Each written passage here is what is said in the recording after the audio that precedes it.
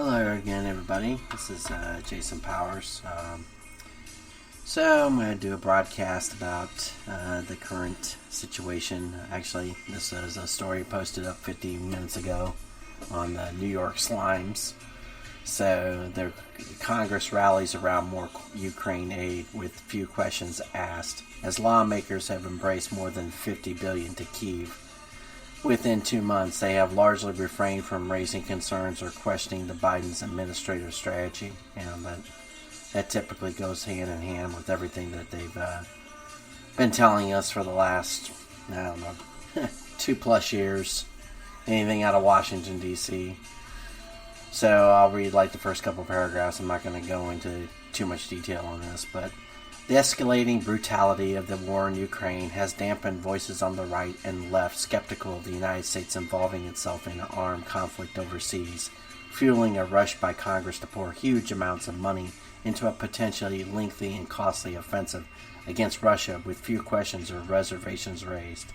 Under pressure to present a united front as President Vladimir V. Putin's forces carry out a campaign of atrocities across Ukraine, lawmakers in both political parties, who have previously railed against skyrocketing military budgets and entanglements in intractable conflicts abroad, have gone largely silent about what is fast becoming a major military effort drawing on American resources. Of course. So it was $31 billion, now it's $40 billion, and this was weeks after lawmakers overwhelmingly approved of the $13.6 billion in emergency aid for the war effort. So that's $53 billion. Yeah, it's amazing, $53 billion. So let's just do some rough math. I think let's do the maths, as they say and the cool kids say. I think the wall was supposed to be about $7 billion. Maybe it was a little less than that. So we could build at least seven walls down on the border to protect the United States. But of course, no, we're going to send $53 billion overseas. And we know this isn't all going overseas. This is going into people's pockets.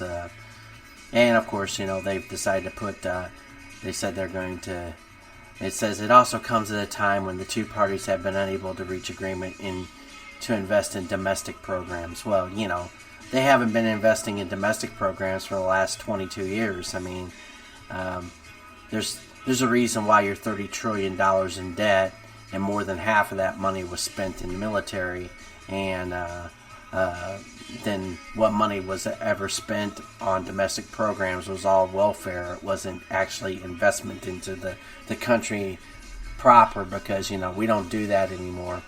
We have so many evil, unethical, morally bankrupt, corrupt, thieves that just steal people blind, and then they pay off people. They pay people off with pennies while they're stealing, dollars.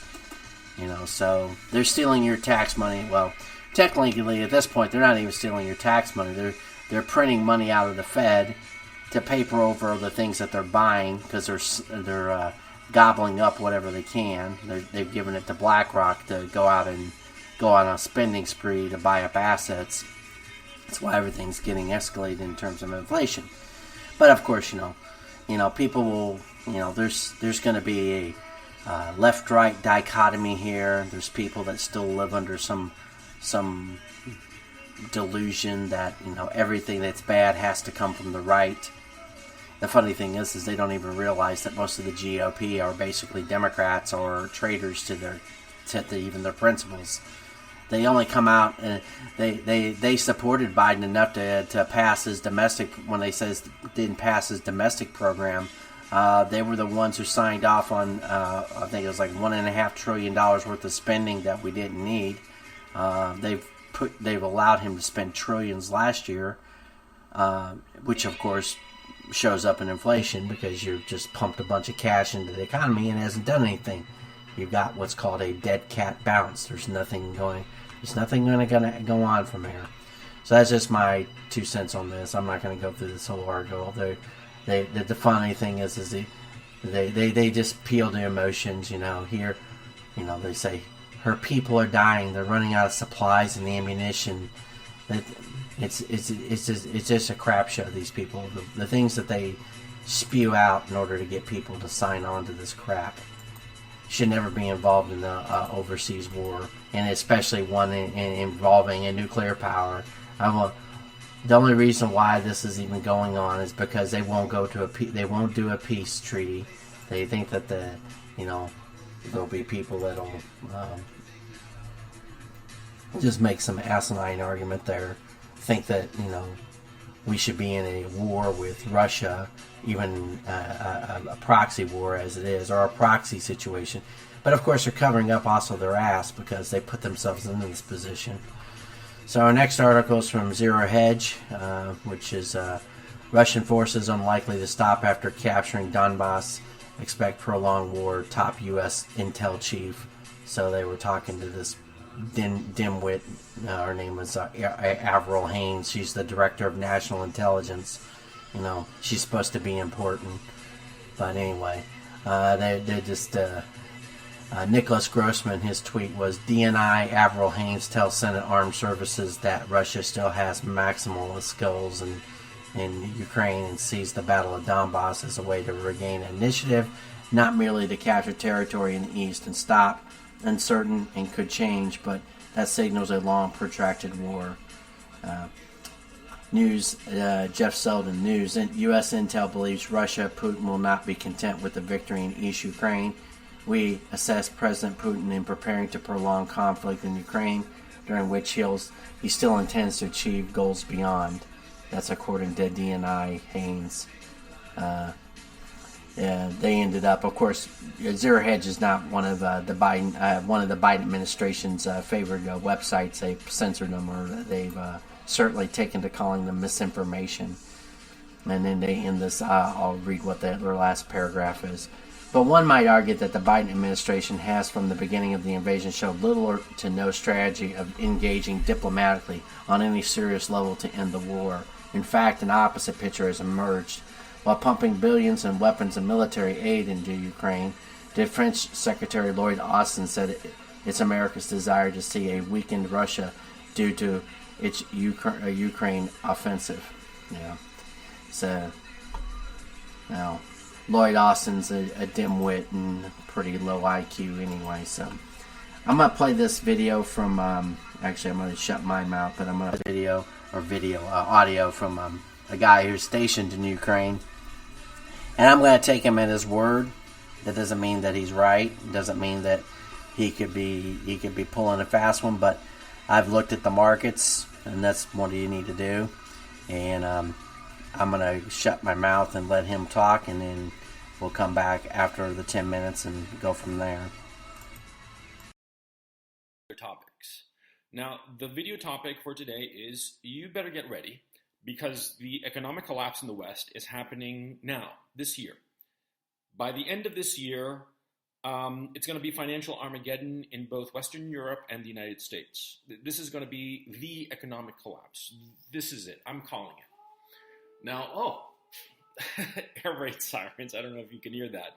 Anyway, the reason I'm calling it is because a couple of days ago, I got the word from somebody who's plugged in, and basically, Russia is going to cut off all oil, all commodities, including all food supplies, to Western Europe, to the unfriendly nations. The only people in Western Europe who are going to get any kind of food or commodity or oil from Russia is going to be Serbia and Hungary. But all the other nations of Europe are going to be cut off. And it's going to happen on or before September 30th, depending on factors. But September 30th is the absolute cutoff date. And the decision apparently has already been made. That's what I was led to understand. Now, you can think that this is just, hearsay, rumor, whatever you want. Okay. But it's undeniable that the economies in the West are collapsing as we speak. I mean, regardless of whether or not what I've just told you is something that you believe, you can't deny the fact that Europe is collapsing. And the United States is also collapsing. You see it every day when you go to the supermarket, when you go to the gas station. You see it. You see when there are empty store shelves. You see it when, buying furniture takes you 6 months for delivery. When buying an ordinary computer, nothing special, takes you, 7 to 10 weeks. When before it would be just right there, ready for you. Hmm? I mean, you see what's happening. You know what's happening. It's happening. It's happening now, man. And so the smart thing is right now, while you still can, is to prepare. And the easiest way to prepare is to stock up on things that will last, number one, like flour, like rice, like all of those foodstuffs.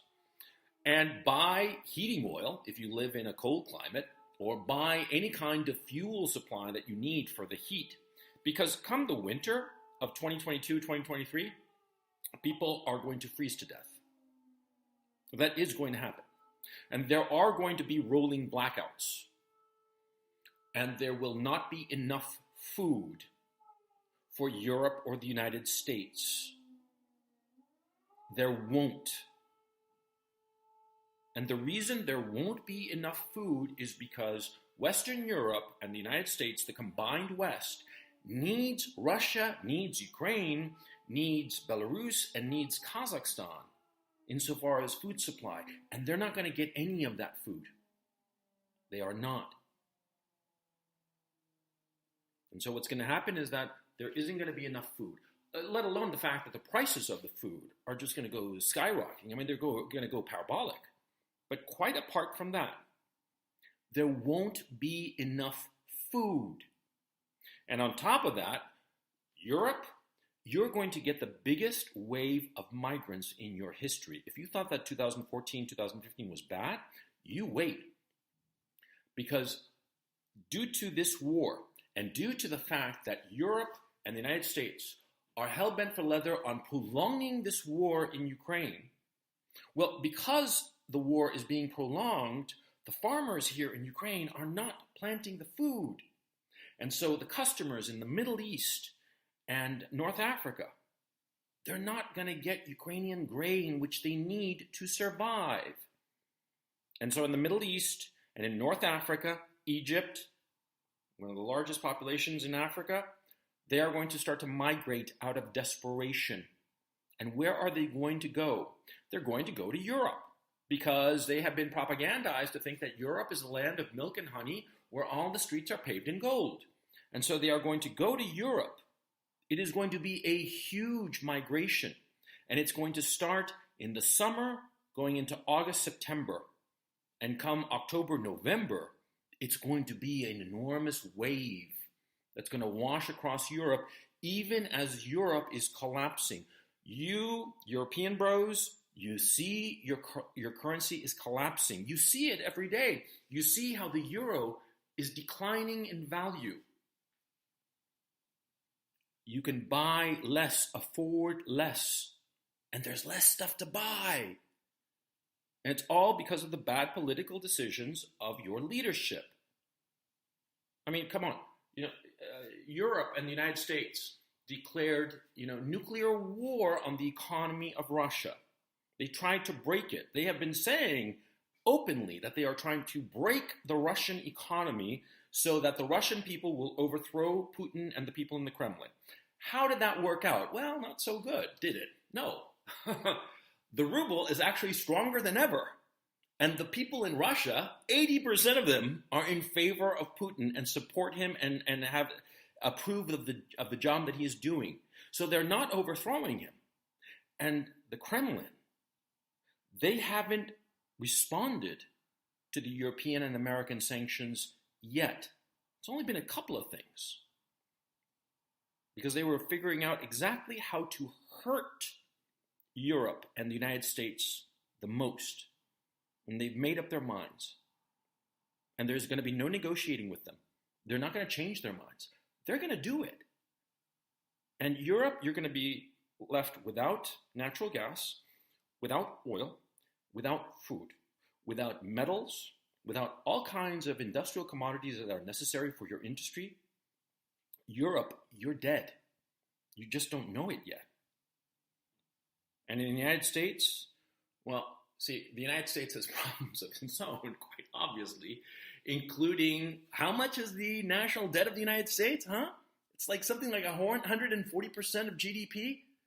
If the United States were any other country in the world, the IMF would have put that country on an austerity budget. Yeah, the United States is bankrupt. And all it's got is the printing press, money printer go brr. And you in America, you know this because you see the prices of gasoline. You see the prices of food. The West is about to suffer its economic collapse. I'm calling it right now.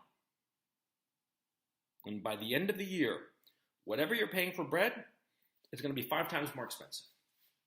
You think you're paying for gasoline, your gas bill, your gasoline bill is high now.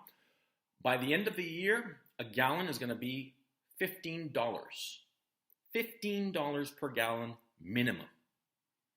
And in Europe, it's going to be 10 euros the liter minimum.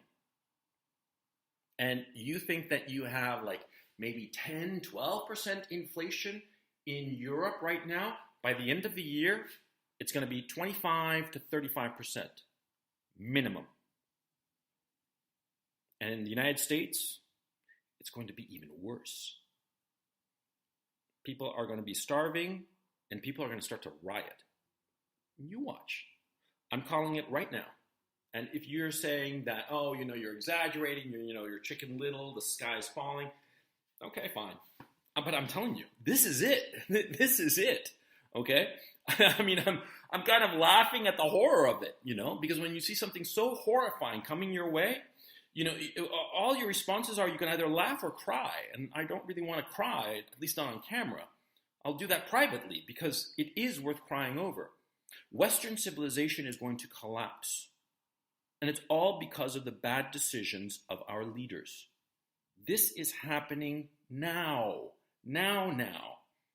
And I don't care if I'm like way ahead of the curve and everybody mocks me. I don't care if everybody thinks that, he's just lost his rocker. I'm telling this for the, maybe the 1% or 2% of my audience who will listen to me and say, this guy, he might be crazy, but I think he's right. For you guys, I'm telling you, prepare now. Do whatever you have to do to have enough food and enough heating, whatever it is that you use to heat, through next winter. Because next winter is going to be horrifying. Next winter is going to be like the worst imaginable. And there isn't going to be enough food. That's the key issue. So the smart thing is to get, flour, to get rice, to get all of those things that can last for a long time and that can feed you, that can give you the calories necessary to survive. Because people are going to be starving to death. And you think that that's not possible. Brother, anything can happen. And I'm in Ukraine right now. 4 months ago, nobody could believe that a war was coming. I said that a war was coming, and here we are. Anything can happen. And right now, because of the bad decisions of the political leadership in the United States and Europe, the worst is about to happen. Yep, the worst is about to happen. Hopefully I'm not echoing. I guess maybe I should ask that, but I'm playing some background music, and I'm going to continue to play background music. So, that is Gonzo Lira, and I don't know where he's coming from on all this. And when I say I don't know where he's coming from, I don't know if he actually, has all the information he needs. But the markets are there. I've been following that for quite some time because you start looking at commodities prices. You look at for example, wheat is at 1,100 per bushel. If you look back over the 10-year, if you look back over 25 years, it's at all-time highs. So the last time wheat was this high was in right around February 1st of 2008. And, of course, we fell into a great recession. Wheat's very important. Milk is at 24 per container weight, they call it, I guess, U.S. dollars. So milk is an all-time high. Last time it was this high actually was back in 2014, but that was a ramp up where commodity prices ramp up quite a bit. Actually, did back then. Again, there's a lot of spiking going on. That means markets are out of control.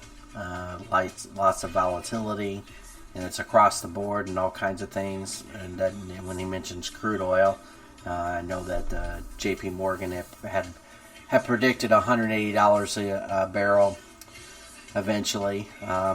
But here's the insight. Okay, we know Russia supplies most of a majority of Europe's energy, and they are the largest manufacturer of fertilizer in the world.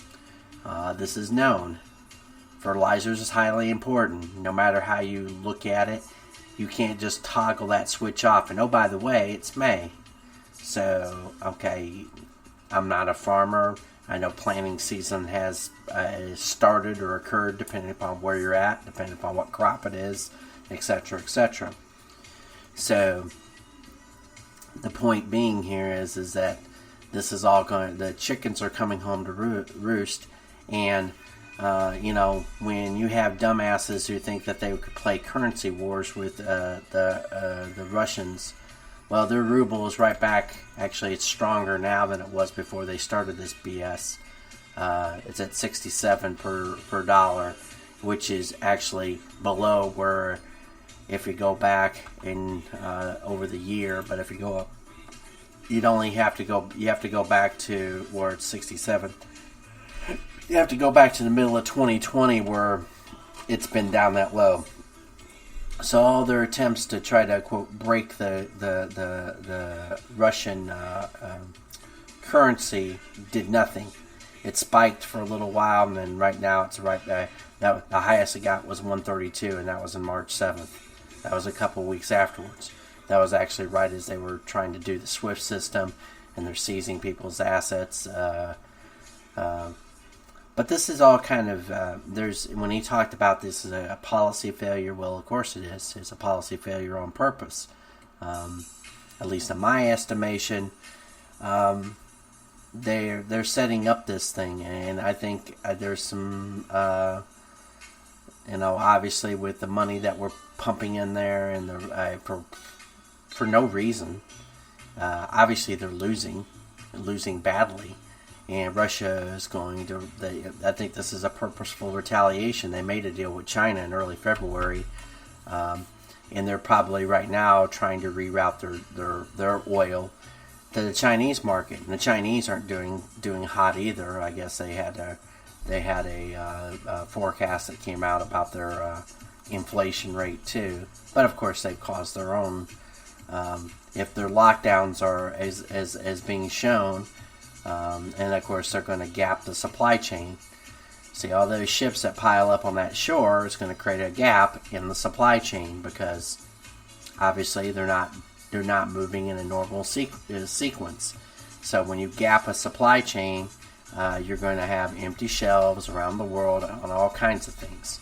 So anything you have or anything you want to get, you better get now or you're not going to get it. And I was just started to listen to this one podcast. So they were talking to this professor of economics. It was a Massachusetts guy. So he was a total pinhead because, they start, talk about his accolades being a professor. And he talked about, well, the one thing they're not talking about is something that he mentioned that he's like, he had to link it. He made very, very clear. He said, this was a conservative Republican, Nixon. He turned on price controls, which is absolutely the worst thing you can do. When you freeze prices and stuff like that, all that is going to create all the lines. It's going to be the worst policy you could possibly do. If these guys had any common sense, you would deregulate everything. The market manipulation is what got us here. This idea of sanctions and what have you, and all this regulation, and Biden should eliminate all the regulations on energy production. See, that would be the logical thing to do. But of course, these people aren't working on logic. They're living under delusion, and I think honestly they don't even care about whether they're living under delusion or not. They want to break the system. They're trying to Cloward Piven the heck out of us to the point where they're going to basically put the world in a vice grip, and they want to cause chaos. So then they have they'll say by, when people are starving, they're not going, like you said, they're going to riot, and then that'll give the overlords, the people at the top, the power to use the military. And of course, these military schmucks will go out and do their job because they're not going to disobey orders and stuff like that. When in reality, they should be seriously considering not only disobeying orders, but they should be turning their weapons on the elite and bringing them to trial. But there aren't a lot of brave soldiers anymore. There's a lot of dumbasses that will follow orders they'll follow the orders right to the cliff. And here's the thing: this is what's going to happen. If this is truly going to happen, if Russia does what they're going to do, and they're not the only, that isn't the only data point I've had where somebody was talking about this, what the Russians' position is, because the Europeans are trying to bluff. They're saying, well, we're going to. They even said it. This is a couple days ago. It was on post on Zero Hedge. So evidently the Europeans are talking about, they're going to wean themselves off of Russian energy and Russian oil. They're not going to do shit. They can't do it. They don't have they've already sealed their fate with their stupid policies, because they're not going to have. There's no way they can fulfill that gap. They think they got this energy. They don't have understanding of any energy policy. They're gonna, they think that they can somehow replace nuclear energy or higher grade or higher quality energy. That has to be. They think sustainable energy is a way forward. There's so much with energy that's just so misunderstood, and they're literally going to cause the massive chaos that he's talking about. They already are seeing it. It's going to get worse. They're going to, like you said, rolling blackouts. There's going to be all kinds of problems, supply chain, and what if this is a ruse with China, and maybe they're just keeping everything. They're going to keep, while they're doing this, this is a game of chess where. If you're dealing with Russia and China, what if they decide to pull the rug on all these assets that the West have? Literally seizes their assets. You think two can't play this game? You sorely misunderstand these people. It would be kind of interesting if suddenly you have a whole corporation overseas, like Apple, for example. Let's just use them since they're a real big player. Imagine if they say, well, we've decided that any of your manufacturing facilities for making phones are no longer yours, they're ours, and you're just going to accept that. I mean, what's Joe Biden going to do? He isn't going to do anything. And then there's going to be a campaign against him too. This is what happens when you're dealing with. There's so many people on this chessboard above us in ways that probably we don't even understand. And I'll be the first to admit I don't know everything, but you can just see the way they're moving the pieces around. They're trying to collapse our economy, the U.S. economy, like you said, breaking it. They're just throwing money all over the place. This isn't even tax and spend anymore. It's just spend and print, and that's just absolutely dangerous. There's still people that are still toggling in this left-right dichotomy that doesn't make any sense and doesn't work. They live in this delusion that they think there's going to be some legitimate difference between whether you got a Democrat or a Republican. There is no Democrat or Republican. It's just everybody in Washington, D.C. and the state houses versus all the rest of us who don't have any power. You may have power or vote, but they're going to strip that away too. But this is, like I said, this is just an epic failure, like you said, of across all leadership, because they did this. They did this from the virus on. They listened to China, of all things, of course, but I think that was a plan too, because they instituted this lockdown, and all that did was disrupt everything. Everything that lockdown did is disrupted everything, and it disrupted elections. It disrupted it. Matter of fact, if you want to talk about, they talk about elections have consequences, when stolen elections have unintended consequences. Well, this is another article from Zero Hedge. Bong Bong Marcos, son of notorious dictator, wins by landslide in Philippine presidential vote. So, the son of Ferdinand Marcos, who lost in 1986 to Horizonte Aquino, is now he's now the new leader of Philippines, and his sidekick running mate is Davao City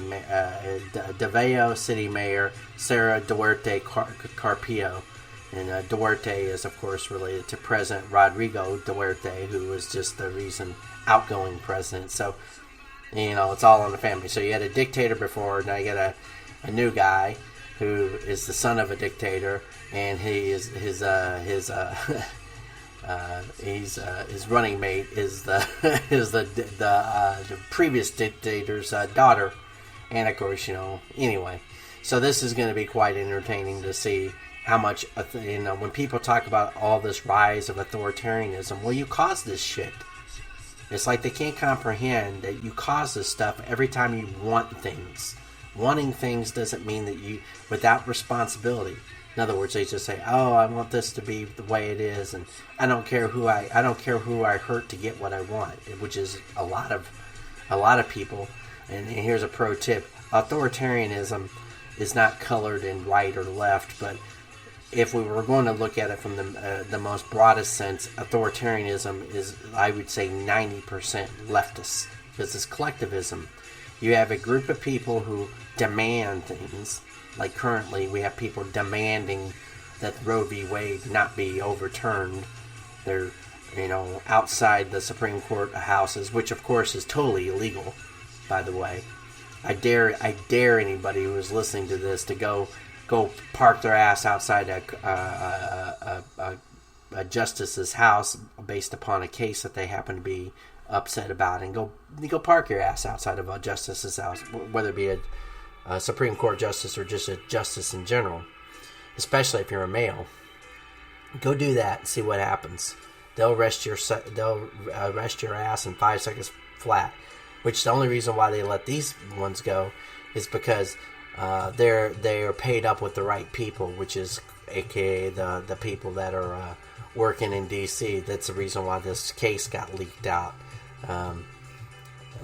We have a justice who had enough stones to write up a opinion that says, look, this needs to go back to the states. Let the states decide what they need to do.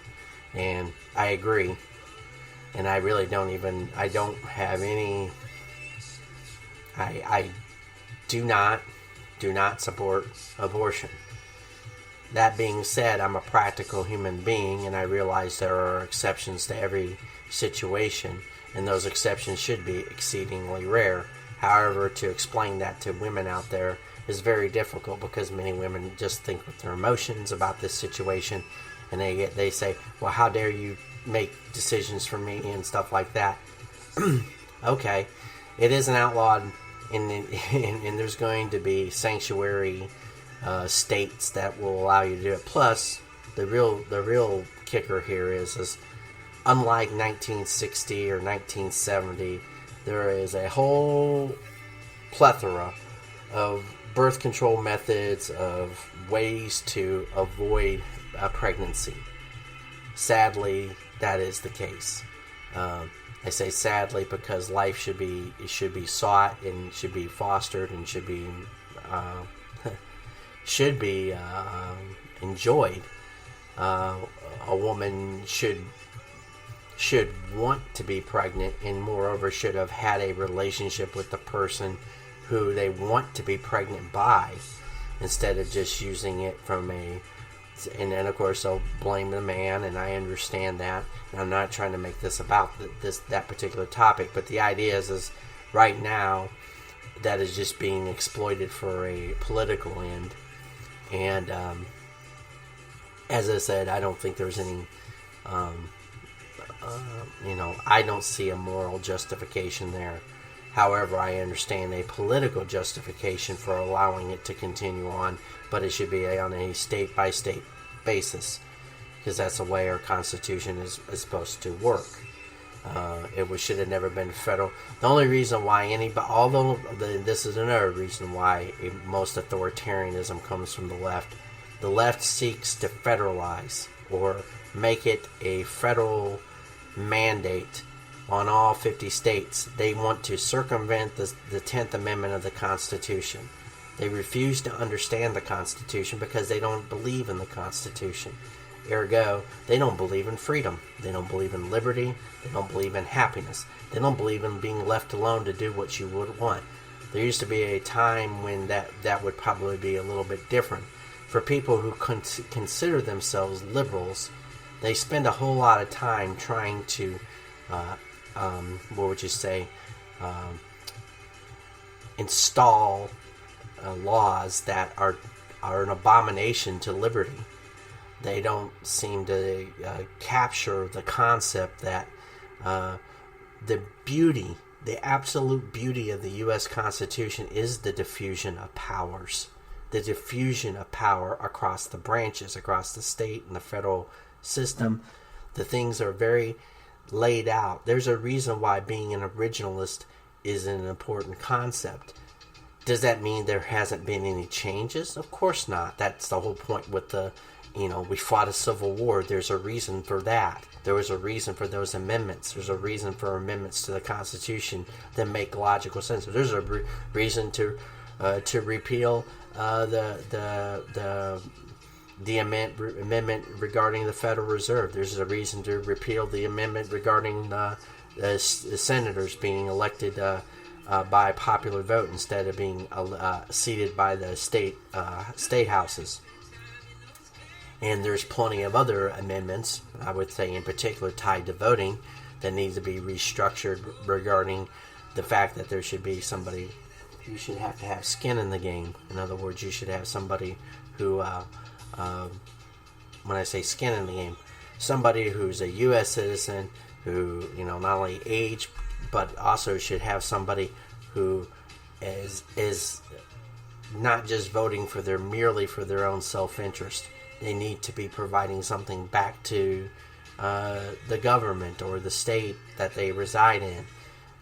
And they should be a benefit. They should be a net positive in some way, some mechanism. And that can be done through a myriad of ways, and would probably be but of course, if you're of a certain persuasion, you see that as a restriction on democracy. Well, the thing is, democracies have to be restricted, and here's the reason why. If you just let everybody vote, and if you let everybody have some crazy, then you have democracy of the mob. You completely eliminate the ability to run a republic or a system that is actually going to benefit everybody. But of course, if you're a communist or if you're somebody who's a hard leftist, you see that as a means to an end. Of course you want to destroy the structures and concepts of what liberty is through democracy of the mob. 50 plus 1 vote does not provide a country's stability. It provides instability. And then there's the idea of that's the beauty of the diffusion of powers. But I think the voting system as it is, there's a reason why the electoral system was set up. And it has worked for the entire time frame. But the electoral system only works, of course, if you have elections that are based, and this we can go into too. It only works if the voting laws in that state are followed and not abrogated or circumvented by people with nefarious ideas, or certainly have no good end because they think that they think they're removing Hitler from office, which is just stupid. But of course, there's people that think this way, and you can't get around it. And of course, they're power seekers. And they, of course, they see it as, well, you won, but through means that they can come up with they'll come up with some kind of intellectual argument that says that it's based upon, oh, well, he stole the last election. Well, I'm only going down that road because, for example, so the Epoch Times published another basically confirmation. So one of the reasons why the FBI was so hard up to get after Trump was because he tweeted out something, and then they scrambled around, and they actually had to talk about it because they were worried about him knowing about them spying on him, and obviously trying to undermine his position, which they were undermining his position. Funny how that was, and they were basing it on no contact with Russia. Had nothing to do with Russia. We all know that this is all tied to Hillary Clinton's operation and her usage of several people and personnel to get after Trump, to paint him as some kind of agent of Putin. Funny thing is Biden is probably more of an agent of Putin, and Hillary Clinton is more of an agent of Putin than Donald Trump was. Leaving that aside, Donald Trump had his own host of negatives that he brought up his damn self. But that being said, he didn't take us into World War III, and he probably with any kind of modest support from actually the establishment that is quote unquote the administrative state or the Senate, this would have gone a whole other different way. We would be in a much better shape. But of course, the idea has never been about keeping this country secure, safe, and prosperous. It's been about, basically leverage buyout and destroying this country from within, from all these assholes. And we have plenty of people that have put us in this position, the prior presidencies in particular. There was no reason for the Iraq War. There was no reason for the Afghanistan. Really, there wasn't. There wasn't any reason for those wars.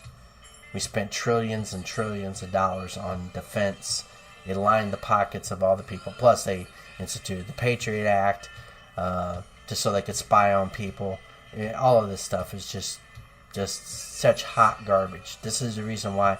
The reason why we're in this position is 25 to 30 years of horrific policy run by people that their biggest upside is they have the media complex bought and paid for, and they use them to push out their stupid, and everybody believes it. So, and then of course you have the Ministry of Truth, who that chick is, she is all kinds of stupid. She's just a convenient mouthpiece. She's hired to be basically because she was saying everything Biden wants to hear and everything that the deep state wants to hear.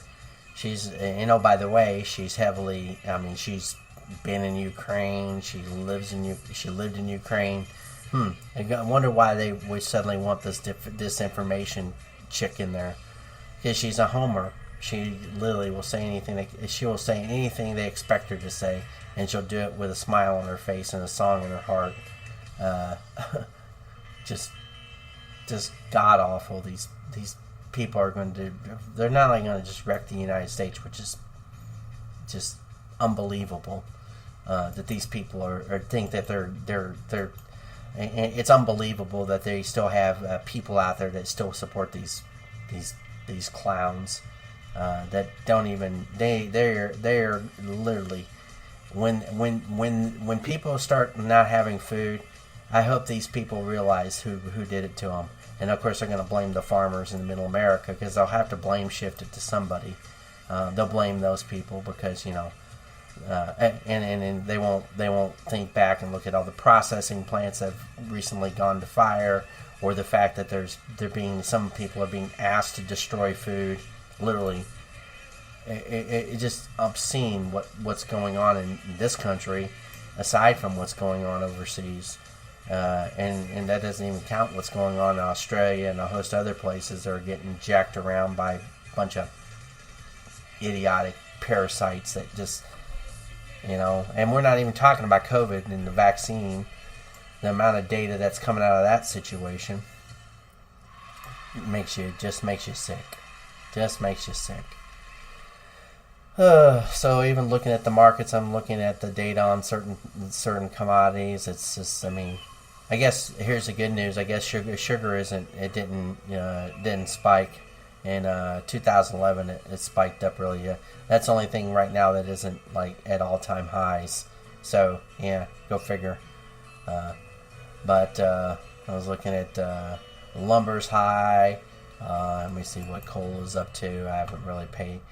I'll be honest, I'm not a commodities person. So, but when you start looking at the historicals on certain commodities, so like coal is at the highest it's been. It was just recently, February 28th. It was at 417, and now it's at 377. Well, it's going to, based upon that analysis given, it's probably going to spike up over 450. Probably hit 600 by time. That's dollars per ton. Just soybeans. I'm looking at that too, and I'm even looking at the forex market, which are another. And soybeans are, pretty much around their top. So the top is 1747, but going back 25 years, let me see, 25 years ago, in the last 20 years, yeah, it spiked this high. Soybeans got to, in 2012, it got to 1750. In 2008, it got up to 15. So it's above the 2008 prices. And 2008, yeah. I was early, but I wasn't wrong. But I called that the market was going to collapse in March of 2008. I wrote a blog at that time. As you could tell, especially when J.P. Morgan bought Bear Stearns for a song. It was like, bought him for like $2 a share or some shit. Just absolutely, you knew everything had fallen to crap. And that's where we're heading again. I don't know how any of these banks are going to. They're all too big to fail, and they're all going to fail. And it doesn't matter how much money you print if you can't collect money from anybody because nobody has any money they can actually afford. Yeah, I hope the newly minted laptop class realizes that things are going to get very, very difficult for them in the cities, especially when there's no supply chain and diesel prices get so high that the semi drivers can't make it to them, and the semi drivers start just diverting from shipping to the cities to shipping to whoever they feel like shipping it to. Believe me, there'll be massive thefts. There'll be people that will hijack trucks on the way to their destination. You watch, that'll happen. And I can guarantee you this for the federal law enforcement officers out there, they're not going to be able to handle this. They'll start, but of course they'll use that as an excuse to try to clamp down and call a martial law situation. I think they're going to sorely regret the things they've done. I hope people prepare, and I hope this time though people don't just lay down and take it. But I realize that a lot of people are just too weak and too simpery to even possibly. They'll sit back and they'll keep on taking it because they think that the government actually is in their corner. This is a joke, of course, because they aren't in your corner. But we still got enough people that believe that. They've been sold that dream all their life and believe that no government could possibly be that evil. Well, you're going to find out. You're going to find out the hard way that is not the way. That is not the way this movie's going to end. The government isn't going to somehow come in and be really, really, really nice to you. So, yeah, the yen, for example, is still hovering right above 130 per dollar. I mean, this isn't as high as it's been ever, but it's been 25 years since we've been. Yeah, the last time it was this high was back in the 2002. It was late. It's actually. If we go right back to 9/11, it was like February 1st, so that was at 135, and then the highest it's ever been was during long-term capital management. That was Russia, tied to Russia, and that was in 1998. So that's pretty substantial. That's never been that high. And then if we go way back, this is going back to the 70s. I mean, it used to be really high, but. That was, when I say really, really high, that's just the reason why that was more due to Japan's differential from the United States economy and inflation rates and stuff like that. It dropped down pretty substantially.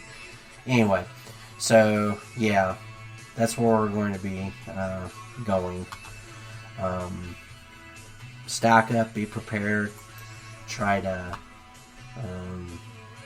find ways to divert your attention from this stuff, but still pay attention to markets, pay attention to economics, stay away from the lies that the media tells you.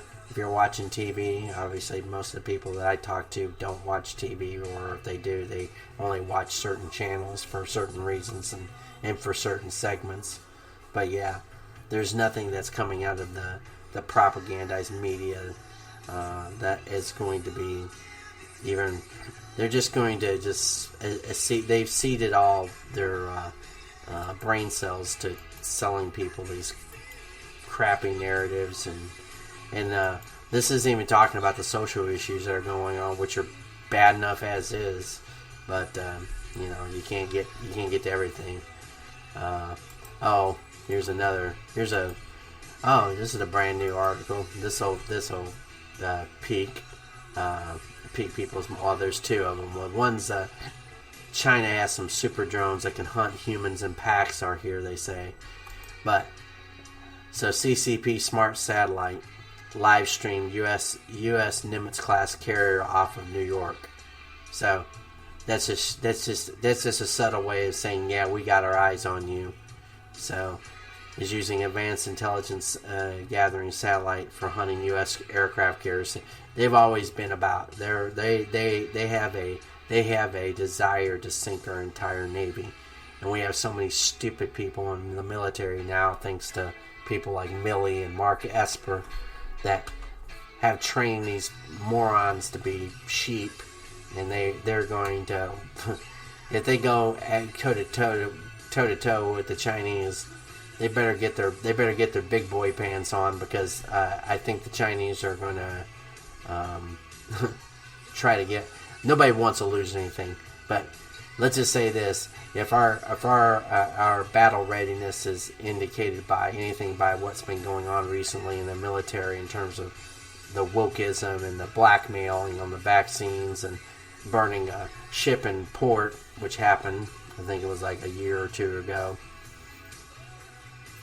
doesn't really speak well to the battle readiness of our United States Navy, which hasn't fought a battle since, well, a significant battle since World War II. So, we're getting by on street cred, and I will say, yeah, we've had the technology advantage, but now we've just given away all our technology advantage thanks to all the spying and all the coziness with the Chinese. Every time they show up here, oh, the Chinese would never hurt us. No, they're sent over here to spy on us.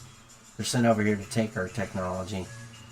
Don't be idiots, But anyway, so space researcher Yang Fang, I wonder if that's related to Christine Fang and her team. So it's a Fang at DFH Satellite Company LT in Hong Kong published a report in domestic peer-reviewed journal Spacecraft Engineering that reveals China's People Liberation Army used an AI-powered satellite to detect and live stream the USS Harry S. Truman, a remote sensing satellite powered by artificial intelligence technology, lurked in low Earth orbit above North America on June 17th of last year, and automatically detected the Nimitz-class carrier off the coast of Long Island, New York.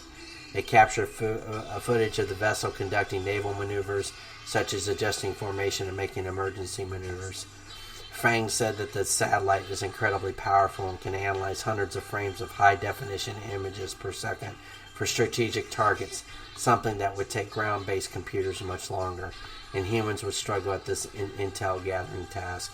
Yang's team determined Beijing has made a breakthrough in weight reduction and image recognition with the algorithm that only needs about 3% of the calculation power used in traditional algorithms when conducting similar tasks. The satellite is equipped with a familiar family of AI chipsets that can perform multiple tasks, and if one chip fails, another would come online as backup and immediately take over a task. Researchers didn't name the satellite, but said it also detected and obtained positions of military assets in northeastern Australia. This new type of intelligence gathering via AI-powered satellites could one day have a significant role in decision-making for the PLA commanders. Beijing believes the future warfare is through high-tech weapons aided by supercomputers. The revolution in AI is crucial for PLA to enhance its weapons race, with the West as a global power structure is well underway with Washington. CCP wants to retake Taiwan, dominate the South China Sea, the East China Sea, and even become more prevalent in the Pacific Gap.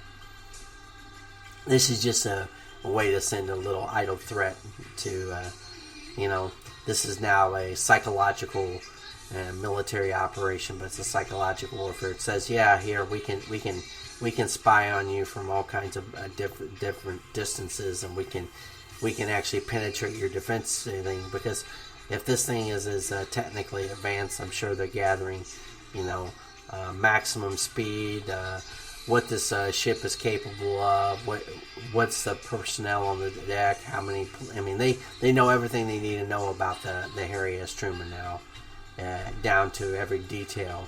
They probably know what signals it's broadcasting, when does it broadcast, what are the gaps in its radar system, what's the gaps in its coverage. Can they determine that through an AI? That way they'll know, which particular direction a missile should come from, and maybe the speed, the whole host of factors.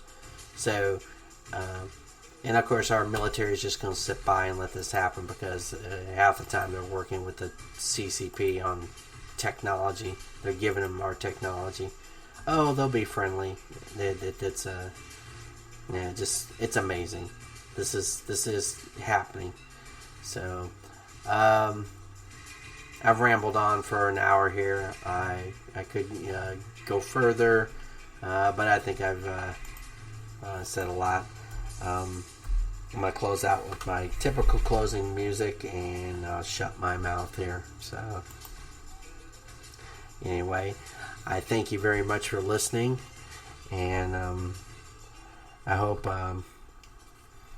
things can get better for all of us, and that we'll understand in the future that, when I say in the future, and I hope for the best future, I just hope people will pay attention to what's going on to such a degree that we won't make the same mistakes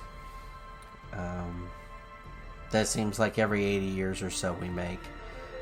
We ignore the past at our peril, and we have people that continue to ignore it, don't learn the lessons. There's lessons always to be learned, and we should always take them to heart. There's a reason why our grandparents and grandparents and great-grandparents did the things that they did. They survived through so much. They saw, and I was talking or having a conversation earlier about the idea that the clippings, the reason why our grandparents saved so much information or tried to save newspapers and stack them up, it wasn't because, they just loved to save newspapers. That was history to them. I mean, that was the best way. There's a reason why they would gather newspapers from different sources, or, sometimes they would coordinate it. Another neighbor would take in the Times, and they would take in a Post or whatever. It depends upon where you lived. And they would trade and share, and they saved those things because they knew how important it was to have angles to the story, and that informed them. Now, that doesn't mean the newspaper didn't have propaganda in it. It just means that they were the little headlines and stories and the people, places, and things they could put together, because there was something to do there. So, thanks everybody for listening. God bless the United States. God bless the world. God help us all.